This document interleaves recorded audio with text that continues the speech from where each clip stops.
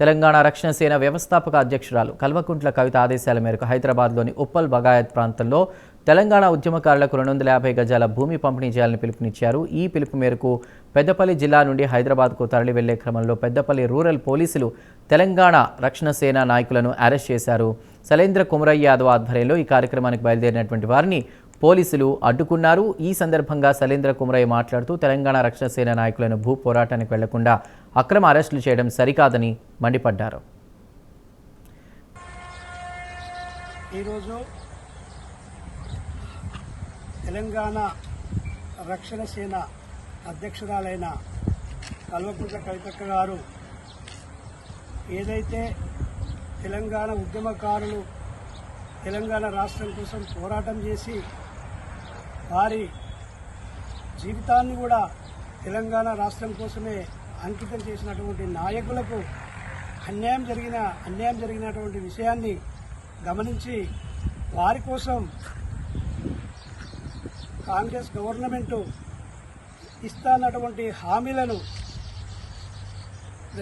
ఒక్కొక్కరికి ఇళ్ల స్థలం 250 గజాల ఇళ్ల స్థలాన్ని ఇస్తున్నటువంటి హామీని నెరవేర్చకపోవడంతో అక్కడ హైదరాబాద్లో ఉన్నటువంటి ఆ ఇళ్ల స్థలాన్ని ఈరోజు పంపిణీ చేస్తామని చెప్పి నిర్ణయం తీసుకొని ఆ భూ పోరాటం గురించి ఏదైతే పిలుపునిచ్చిందో ఆ పిలుపు కోసం మేమంతా పెద్దపల్లి నుంచి భారీ ఎత్తున వెళ్లాలన్న ఉద్దేశంతో మేము వెళ్ళడంతో ఇక్కడ ఉన్నటువంటి అధికార యంత్రాంగం మమ్మల్ని అందరినీ ఈ Peddapalli police station rural police స్టేషన్లో అరెస్టు చేయడం జరిగింది. రాత్రి నుంచి కూడా ఒక్కొక్కరిని తీసుకొచ్చుకుంటూ ఒకరిని తెలియకుండా తీసుకొస్తూ ఇప్పటిదాకా కూడా అందరినీ వెంటాడుతూ తీసుకొచ్చి పోలీస్ స్టేషన్లో బంధించడం జరిగింది.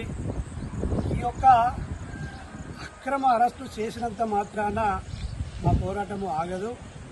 మేము ఆనాడు తెలంగాణ కోసమే ప్రాణత్యాగం చేసి పోరాటం చేసినటువంటి వ్యక్తులము. ఈరోజు మా హక్కుల కోసం మేము కొట్లాడుకుంటే మమ్మల్ని ఇంత దౌర్జన్యంగా అరెస్టు చేయడం అనేది ఈ ప్రభుత్వానికే ఇది నిదర్శనము. ఒకటే ప్రభుత్వం, ఇప్పుడున్న ప్రభుత్వాన్ని చెప్తా ఉన్నాం, ఇవాళ మీరు ఇక్కడ మంత్రులుగా చలామణి చేస్తున్నారంటే, తెలంగాణలో ముఖ్యమంత్రిగా చలామణి చేస్తున్నారంటే మేము చేసిన పోరాటంతో మీరు తెలంగాణలో ముఖ్యమంత్రి గద్దె టికెట్ ఎక్కిరని చెప్పి మీరు గుర్తుంచుకోండి. ఆ రోజు సమైక్య పాలనలో మీ పరిస్థితి ఏంది? సమైక్యవాదులు ముఖ్యమంత్రి ఉన్నప్పుడు తెలంగాణ మంత్రుల పరిస్థితి ఏంటి? తెలంగాణ ముఖ్యమంత్రి ఉన్నాడా? ఎవరి కింద పనిచేసారు? ఇవల్ల ఎవరి శ్రమతోటి మీరు ఇక్కడ ముఖ్యమంత్రులు అయ్యారు, ఇక్కడ మంత్రులుగా శ్రమం చేస్తున్నారు. అది మీరు మర్చిపోయి ఆ మానవత్వం లేకుండా మేము మీరు ఇస్తానన్న హామీలను అడిగితే మమ్మల్ని ఇంత బంతిపోటు దొంగల్లాగా మమ్మల్ని అరెస్టు చేయడం మీకు ఎంతవరకు సమంజసం? ఇది తెలంగాణ ప్రజలు గమనిస్తున్నారు. ఖచ్చితంగా తెలంగాణ ప్రజలు గమనిస్తారు. రాబోయే రోజులలో ఇవి అన్ని ప్రజలు గమనించి మిమ్మల్ని ఖచ్చితంగా ప్రజలు ఏం చేస్తారో మీరు చూస్తూనే ఉంటారు. మిమ్మల్ని గద్దె దించుతారా లేదు మా తెలంగాణ ప్రజలు మా వంతులు ఉంటారా మీ వంతులు ఉంటారా అనేది మీరు ముందు చూస్తారని చెప్పి నేను ఈరోజు ఇక్కడ ఈ కార్యక్రమం చేసినందుకు నిరసిస్తూ జై తెలంగాణ, జై కవితక్క గారి నాయకత్వం, కవితక్క గారి నాయకత్వం.